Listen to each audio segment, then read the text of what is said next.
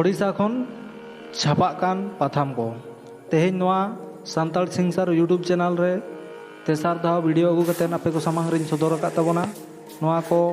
आपे आंजोम आपे मेनते इᱧᱟᱹᱜ गहिर पतियो मेना तबे तेहेन एआई गोटांग पाथाम चितान रेबन कथाया ओना को दो हुयुग कना मिद रे भोज हिड़ा जहां दो 1989 को 90 साल खना छापा कान थान दोसार होड़ हपन 1991 खना छापा कान थान तेसार बैसाख कुनामी जहां दो 1991 खन के ओना छापा कान थान पुना रे सावता परायनी 1996 खना सरथी 2000 साल खना संधायनी 2003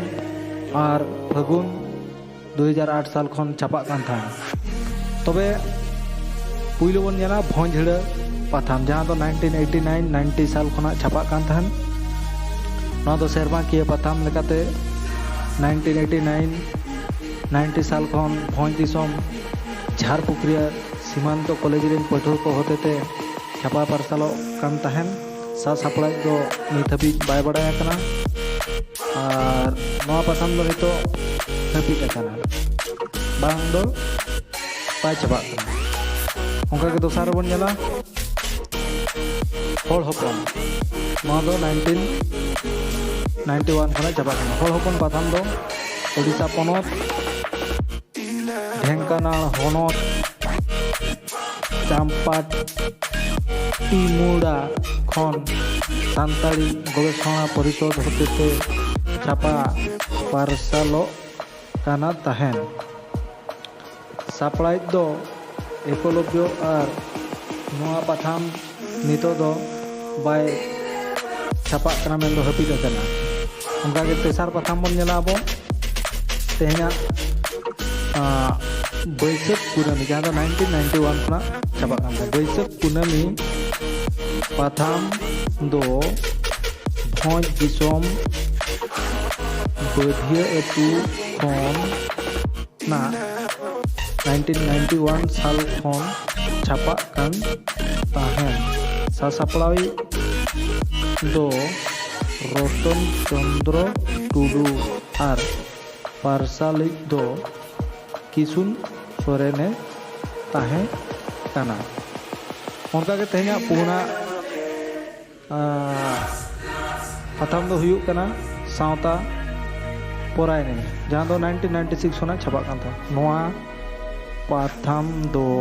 1996 जुलाई चांदो खन सासापड़ावी मानवतान महेंद्र नाथ हेम्ब्रम और पापारसालिक मासा गणठन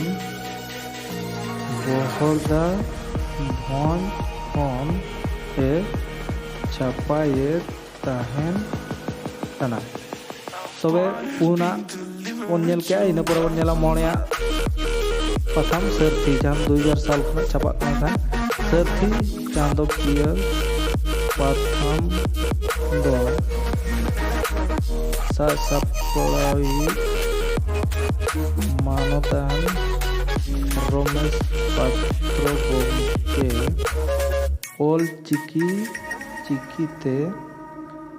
राउरकेला ओडिशा खन 2000 साल खन ए छापा हेत ताहेन तबे उनका के तुरुया पाथाम बन नेला तेहेना ओना दो हुयुग कना संधायनी पाथाम जहां दो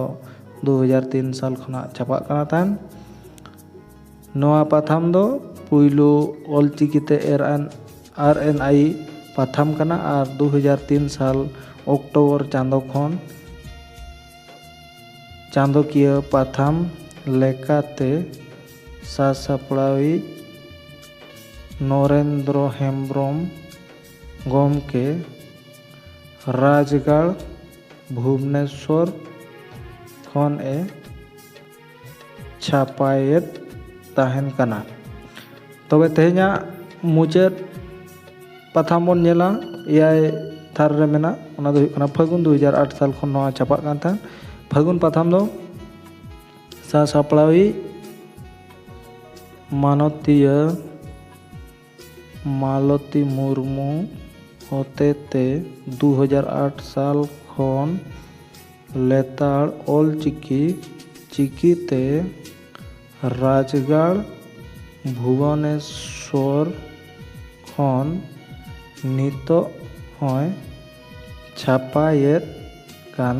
गया। तबे तेहें ताहें कना एयाय गोटांग पाथाम आपे को नोआ नेल कते अड़ी रस्का पे बुझाव का मेनते इᱧᱟᱹᱜ गहर पतिया मेनाआ। तबे नोआ चैनल आपे को गड़ो तेगे चलाआ और आपे नोआ सांताल सिंसार यूट्यूब चैनल आपे सानाम को पे लाइका और शेयर ताबोना पे जेमन की गोटा दिसम आबा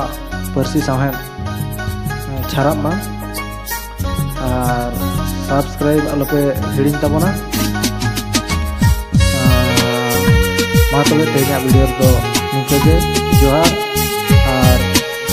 उना वीडियो लगी ते तंगी तावन पे मा तबे जोहार।